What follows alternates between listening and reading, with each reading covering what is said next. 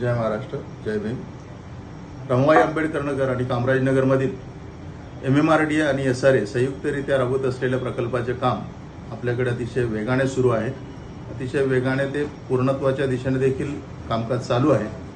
18 जून रोजी cluster N19 मधील ज्या ठिकाणी 3750 झोपड्या तोडून झालेल्या आहेत, त्या ठिकाणी 18 जून रोजी त्या ठिकाणी काम करण्यासाठी MMRDA ने टेंडर अपलोड केलेलं आहे आणि ते टेंडर पूर्ण प्रक्रिया होण्यासाठी अजून 1.5 महिने लागतील आणि 1.5 महिन्यानंतर त्या ठिकाणी आपल्याला कॉन्ट्रॅक्टर नेमला जाईल आणि बिल्डिंगच्या कामाला सुरुवात होईल। तर त्या कामाला सुरुवात झाल्यानंतर जवळपास 3 वर्षाच्या आत आपल्याला बिल्डिंगमध्ये त्या ठिकाणी सगळ्या लोकांना घरं मिळतील, N19 क्लस्टरमधील लोकांना।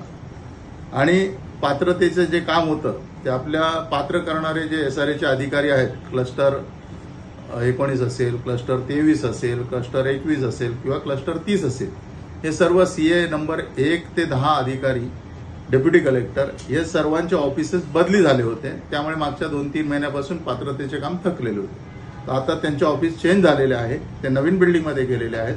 तर आपल्या सर्व कमिटी मेंबर मार्फत मी आपल्या झोपडीधारकांना विनंती करतो की ज्या लोकांची घरं पात्र झालेली नाहीत, अनिर्णित आहेत किंवा दुकानं अनिर्णित आहेत, त्या लोकांनी आपल्या कमिटी मेंबर मार्फत आमच्या कार्यकर्त्यांकडे आपल्या घराचे किंवा दुकानाचे झेरॉक्स पेपर द्यावेत। झेरॉक्स पेपर म्हणजे कुठले लाईट बिल, वोटिंग कार्ड, जुने वोटिंग कार्ड, जुने लाईट बिल, नवीन वोटिंग कार्ड, नवीन लाईट बिल आणि जे काही आपल्याकडे पुरावे असतील, मग गुमास्ता लायसन असेल, त्याशिवाय ट्रेड लायसन असेल, त्याशिवाय फोटोपाची पावती असेल, असे जे काही पुरावे असतील घरं पात्र करण्यासाठी ते आमच्या कार्यकर्त्यांकडे आणून द्यावे किंवा आपण स्वतःहून SRA ऑफिसला द्यावे। आता पात्रतेची प्रक्रिया चालू झाली आहे आणि आता पात्र होत आहेत। मधल्या काळात ऑफिसमध्ये बदल होत असताना काही लोकांनी पात्र होत नाहीत म्हणून काही लोकांकडे बरेचसे एजंट गेले होते आणि ते दलाल आपल्या झोपडीधारकांकडून पैसे मागत आहेत। तर अशा कुठल्याही माणसाला 1ही रुपया देऊ नका।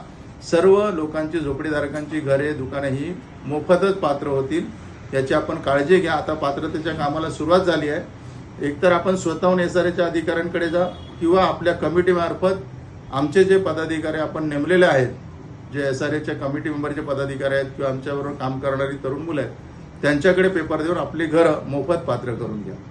तर आपला या प्रकल्पाला आपण सर्व कमिटी मेंबरने आतापर्यंत जसं काम केलं तसंच हे पूर्ण काम होईपर्यंत सर्व कमिटी मेंबर या झोपडीधारकांबरोबर राहून जोपर्यंत झोपडीधारक घरात जात नाही तोपर्यंत सर्व कमिटी मेंबरने अशीच साथ द्यावी आणि सहकार्य करावं ही विनंती करतो। जय हिंद, जय महाराष्ट्र, जय भीम।